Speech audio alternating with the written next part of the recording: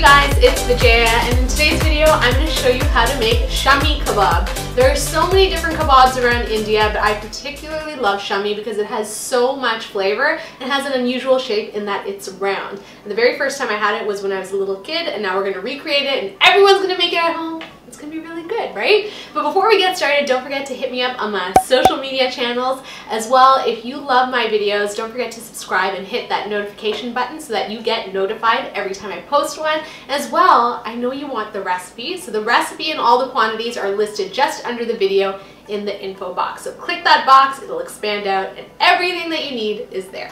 Let's get started. I love this recipe because we're literally going to dump a whole bunch of things into a pot and put it on the stove and forget about it. It's that easy. And we're starting off with some dried split chickpeas. They're also known as chana dal. And that's the quirky thing about this kebab. It's about 50% meat and 50% chana dal, which adds a really cool texture to it. I'm just going to rinse this under water until it runs clear just to get rid of any impurities. I'm going to start off by chopping up an onion, and this doesn't have to be perfect because everything is going to be blended up at the end. So even if the onions are a bit chunky, that's totally fine.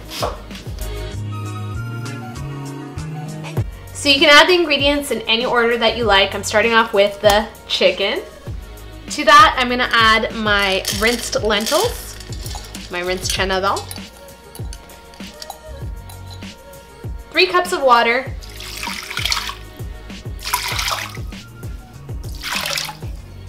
my chopped up onions, some finely grated garlic, a stick of cinnamon, which is going to add some amazing flavor, black cardamom, which is kind of the cousin of green cardamom, but it has a smokier flavor to it.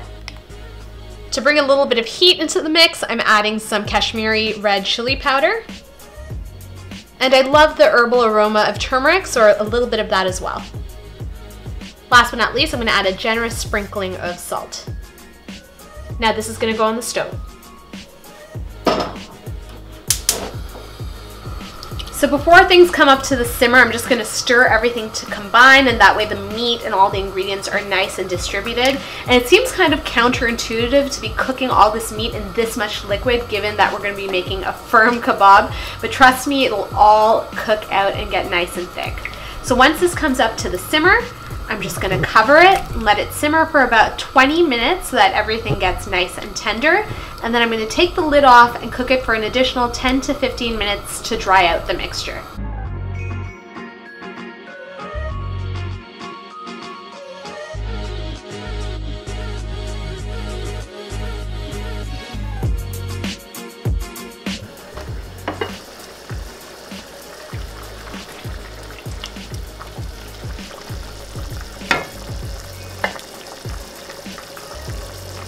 Alright, doesn't it look so different from when we started out? So most of the moisture has evaporated from the pan and it's starting to catch a little bit at the bottom. That's exactly what we're looking for. So I'm just going to turn off the heat and we're going to let this completely cool down. And once it's cooled down, I'm going to fish out the black cardamom and oh, there you are! The cinnamon stick as well, because we're going to blend it up. My chickpea and chicken mixture is cooling, it's off to the side. There's a ton of flavor in this pot, you guys, but I want to add another dimension of freshness. So we're going to go in with a bunch of different herbs. So I have some fresh coriander going into a food processor, some fresh mint, which I absolutely love in a kebab. It's such a winning combination. And some fiery Thai green chilies. So we had some Kashmiri red chili powder in there, which is a milder kind of heat. These have a bit more bite and they're going to be so good. And some whole cumin seeds. And we're going to whiz this up until it's finely chopped up. It smells so good. That mint is especially coming through. Now I'm going to add my cooled chicken and chickpea mixture. A nice squeeze of lime, that's going to brighten everything up. I'm going to add an egg to bind things together. And last but not least, I added a little bit of salt in the cooking process, but I'm going to add a little bit more now just to bring out all the flavors. Okay, now lid back on. And I'm just going to blitz it up again until it's nice and smooth. Click. Here we go. Ready? 3, 2.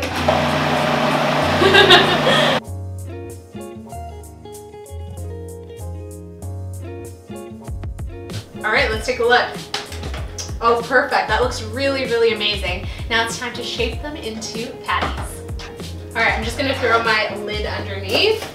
And you know what this mixture kind of looks like? It kind of looks like falafel mix. Yeah, it has that same vibe to it, but please, please do not go feeding this to your vegetarian friends, okay? That's just mean, okay? Although I'm sure it's yummier than a falafel. Shh, don't tell anyone. All right, so I have a little bit of cold water here, and that's gonna help us form the patties. I'm just gonna remove this blade real quick. Be careful.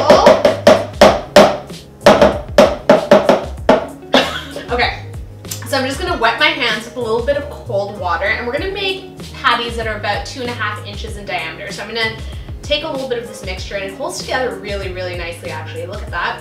It's almost the size, I would say, of a ping pong ball. And then you're just gonna flatten it out. So cute, so cute. Okay, let's see. Ah, see, and that's because I wet my hands. And we're just gonna keep doing that until we get a ton of patties, because I have a ton of people to feed, including you. So if you come over, you can have a Shami Kebab. That's right, I'm inviting you over.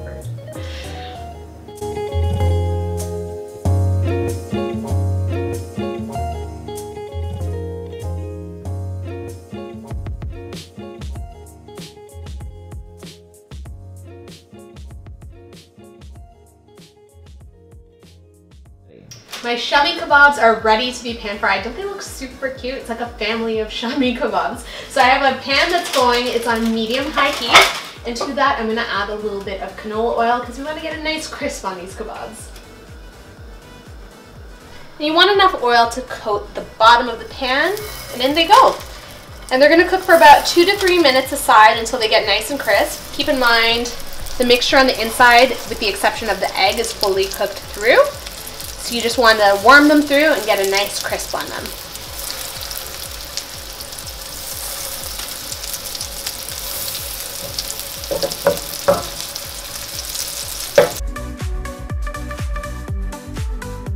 And we're gonna flip them over. Let's see, let's see, let's see. Oh yeah, perfect.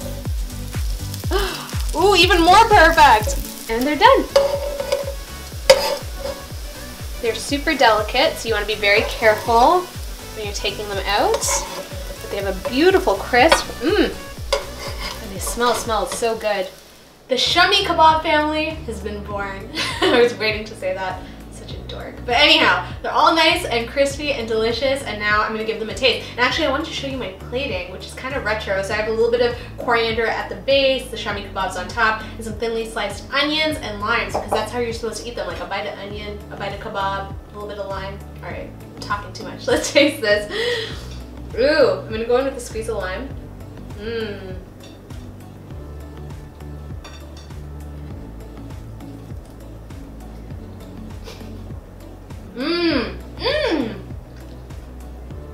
Damn, I slay. Those are really good.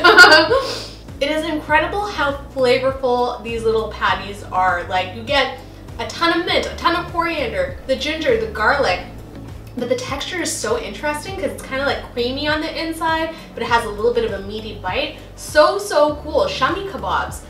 Explore the kebab universe with Shami Kebabs. There's so many.